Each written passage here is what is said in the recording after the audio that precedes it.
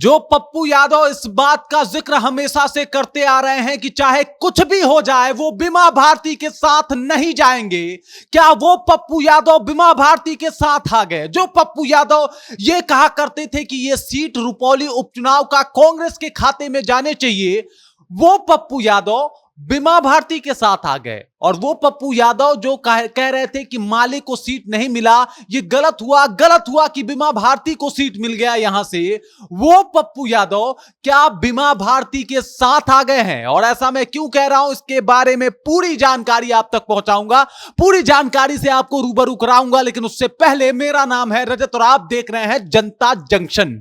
मैं आपको बता दूं, आपको ज्ञात होगा पूर्णिया लोकसभा चुनाव में क्या कुछ हुआ था। महागठबंधन की प्रत्याशी थी बीमा भारती और उन्हें लालू प्रसाद यादव ने टिकट दे दिया था अपने पार्टी के तरफ से, जिसका विरोध किया था और वो निर्दलीय चुनाव में आ गए थे पप्पू यादव चुनाव वहां से जीत भी जाते हैं, लेकिन विरोध का ये दौर जो है वो खत्म नहीं होता।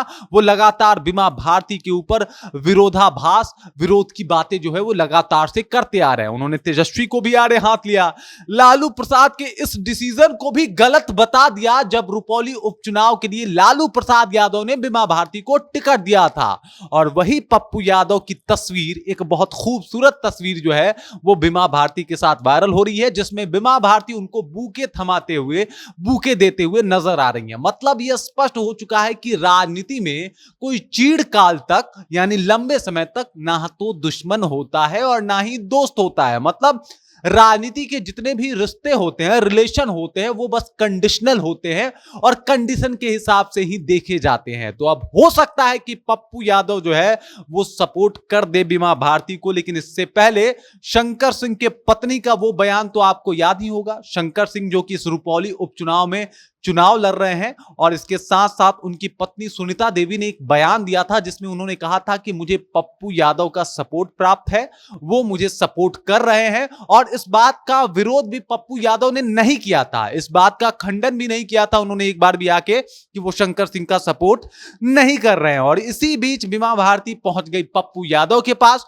उन्होंने बताया कि भाई आप गठबंधन धर्म जो है वो निभाए। बताया जा रहा है यही बात कि उन्होंने कहा कि भाई जो कांग्रेस का बड़ा नेता अपने आप को बताते हैं वो हमें सपोर्ट करें, और इसी मकसद के साथ वो पहुंच गई पप्पू यादव के पास। पप्पू यादव ने भी उनके साथ फोटो खिंचाए, पप्पू यादव ने भी उनके बीच में काफी देर तक बातचीत रही। अब बातचीत में क्या हुआ है ये मुझे नहीं पता, हो सकता है कि रातों रात गेम बदल जाए। भाई यहां पे तो कुर्सियां बदल जाती है, बिहार का मुख्यमंत्री बदल जाता है, बिहार का सिस्टम बदल जाता है, तो ये कोई बड़ी बात नहीं है। 10 मई को होने वाला है चुनाव, लेकिन इससे पहले हो सकता है कि बड़ा खेला हो जाए रुपौली में, क्योंकि जो पप्पू यादव धुर विरोधी थे बीमा भारती को, और वो नहीं चाहते थे कि बीमा भारती वहां से विधायक बने, और वो लगातार इस बात का जिक्र सोशल मीडिया में जा के करते थे, गरजते थे जाके माइक पकड़ के, किस बार चाहे कुछ भी हो जाए बीमा भारती को तो चुनाव नहीं जीतने देंगे। वो पप्पू यादव बूके के साथ जब बीमा भारती के साथ नजर आ रहे हैं, तो भाई राजनीति में कुछ भी हो सकता है। लेकिन इन सब के बीच में कलाधर मंडल की मुश्किलें बढ़ गई, क्योंकि अगर पप्पू यादव ने सपोर्ट कर दिया बीमा भारती का, तो कलाधर मंडल हो सकता है वहां से चुनाव हार जाए, या फिर उनके लिए वो चुनाव जो है वो थोड़ा मुश्किल हो जाए।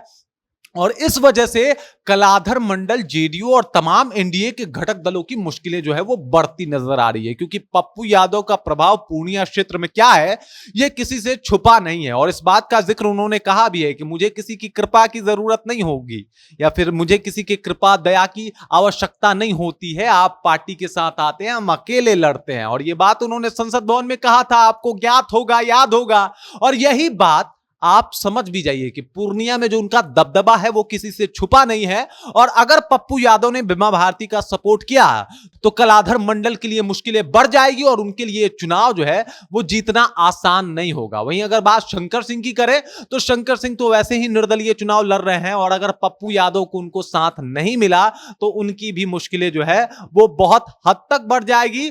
ये मान लीजिएगा कि शंकर सिंह का चुनाव जीतना रुपौली से लगभग असंभव हो गया, क्योंकि पप्पू यादव का साथ नहीं मिला तो मुश्किलें बढ़ जाएगी। बाकी इस खबर को लेके, इस जानकारी को लेके, और आपको क्या लगता है, क्या गुप्त बातें हुई होंगी? क्या सपोर्ट कर दिया है, या फिर लालू यादव ने समझाया होगा पप्पू यादव को? ऐसा भी हो सकता है कि नहीं भाई सपोर्ट कर दो, हो गई गलती मानता हूं, लेकिन अभी तुम्हें अपनी अपना मानता हूं, इस तरीके का कुछ बात कह दिया क्या? मतलब क्या हुआ, किस तरीके से ये खेला हो गया? और अगर खेला हुआ तो बड़ा भयंकर खेला हुआ, क्योंकि रुपौली एक ऐसा हॉट सीट बना था जहां पे लोकसभा चुनाव के बाद सबकी निगाहें टिकी थी कि भाई यहां क्या होने वाला है, गठबंधन टूट जाएगा क्या? लेकिन पप्पू यादव ने बूके लेके बहुत चीज जो है वो अलग कर दिया है। अब क्या अलग होने वाला है, आपके विचार से, आपके दिमाग से क्या लगता है? कमेंट कीजिए, कमेंट करके हम तक अपनी जानकारी पहुंचाइए।